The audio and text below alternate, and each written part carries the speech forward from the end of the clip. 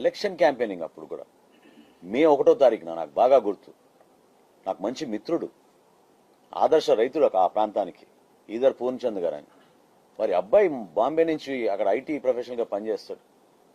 గత సంవత్సరం మే 1వ తారీఖున ఇదే ప్రాంతంలో బైక్ మీద వెళ్తుంటే అడ్డుకుని భయంకరంగా అతన్ని కొట్టారు.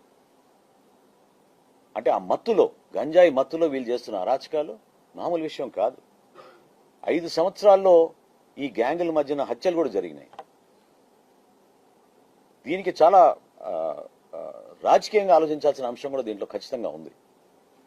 ఎందుకంటే గత శాసనసభ్యుడు, వైఎస్ఆర్సీపీ శాసనసభ్యుడు బహిరంగంగా తెనాల్లో ఎలక్షన్ 5 నిమిషాల్లో ముగిసిపోతుంది, మీరు కళ్ళు తెరుచుకునే లోపే ఎలక్షన్ పూర్తయిపోతుంది అని ప్రజల్ని డైరెక్ట్గా ఉద్దేశించి మాట్లాడి,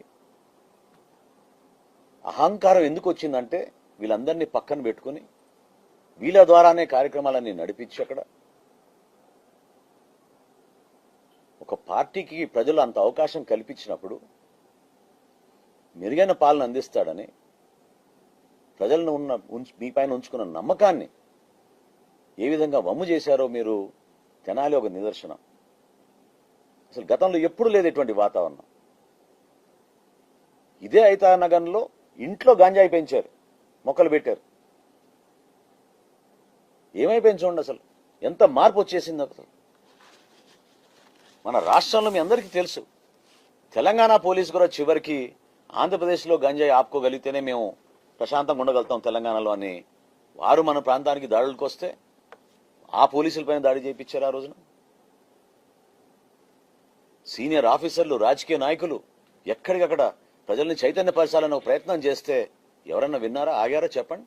ఈ కొత్త సంస్కృతి వీళ్ళు తీసుకొచ్చి అరాచక శక్తుల్ని, హిస్టరీ షీటర్లని, ఎవరిపైన 10 కేసులు, 12 కేసులు, 13 కేసులు ఉన్నాయో వాళ్ళు కూడా లా అండ్ ఆర్డర్ అంటే అసలు భయమే లేనట్టుగా, ఎవ్వరు మమ్మల్ని అడ్డుకోలేరు, మా కార్యక్రమాలు మేము చేసుకుంటూ వెళ్తాం, తోచిన విధంగానే మేము పనిచేస్తాం అనే ఆలోచనతోటి ఎంతమందిని ఇబ్బంది పెట్టారు చూడండి.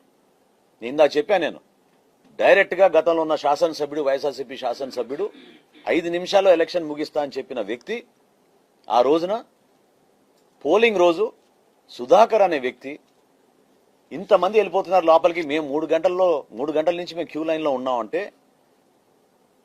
విచక్షణ రహితంగా ఎంత దారుణంగా ఆయన ఆ రోజు కొట్టారో మీరు అందరు చూశారు, రాష్ట్ర ప్రజలందరూ చూశారు.